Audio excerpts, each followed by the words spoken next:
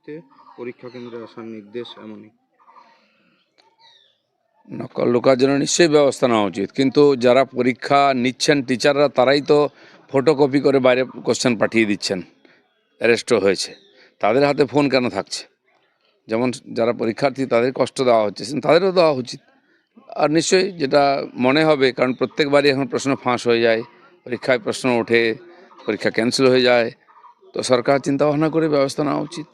চুঁচুড়ায় BJP নেতা সপ্তর্ষি বন্দ্যোপাধ্যায়ের একটি ভিডিও ভাইরাল। তাতে বলতে শোনা যাচ্ছে বিহারে মাছ মাংস খাওয়া বন্ধ করে দিয়েছে বিজেপি সরকার। এখানেও বিজেপি ক্ষমতায় এলে মাছ মাংস খাওয়া বন্ধ হবে। আমি জানি না কে সপ্তর্ষি সরকার, ভারতবর্ষে কোথাও বন্ধ করেনি কেউ।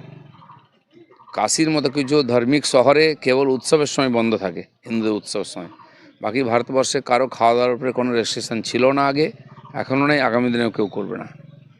এসআইআর মামলায় বেনজির নির্দেশ, এবার সিদ্ধান্ত নেবে জুডিশিয়াল অফিসাররা, ঠিক? এক 1 কোটি প্রায় 50 লক্ষ মানুষকে যেভাবে নোটিশ পাঠিয়ে হ্যারাসমেন্ট করা হচ্ছে কেবল নির্বাচন কমিশনকে বদনাম করার জন্য, তার জন্য সম্পূর্ণ দায়ী মমতা ব্যানার্জি, তার সরকার এবং কর্মচারীরা। সেই জন্য ডিলে হয়েছে এখানে। এখনও প্রায় 85 লাখ মানুষের আর ডকুমেন্ট ইত্যাদি ঠিকমতো আসেনি। তো সেটা হওয়া উচিত, সেটা শেষ না হলে তো আর নির্বাচন হতে পারবে না, ভোটার লিস্টও বেরোতে পারবে না। সিপিএমের দ্বন্দ্ব, প্রতিকুর রহমান তৃণমূলে যোগ দিতে পারে এমনটাই। এখন ইলেকশন এলে অনেক মানুষই অনেক পার্টি পরিবর্তন করে, প্রত্যেকবারে হয়। আর সিপিএমের যা দুর্দশা, তাতে আর কে থাকবে? রাতের অন্ধকারে চুরি, ফুলহার নদীর বালি বিঘের পর বিঘে পার কেটে চুরি হয়ে যাচ্ছে, তৃণমূলের বিরুদ্ধে অভিযোগ। পশ্চিমবাংলায় কোন নদীটা চুরি হয়নি? আমি সুবর্ণরেখার তীরে দাঁড়িয়ে আছি, সুবর্ণরেখার কোল খালি হয়নি? সবচেয়ে বড় যেটা সম্পদ সরকারের, রেভিনিউ বেশি আসা উচিত, সবচেয়ে বেশি ডাকাতি ওখানে হচ্ছে। আর টিএমসির নেতা পুলিশ সব মিলিতভাবে করছে। কারণ এই সরকার হচ্ছে চোরেদের সরকার, যতদিন থাকবে সমস্ত সম্পদ লুট হয়ে যাবে।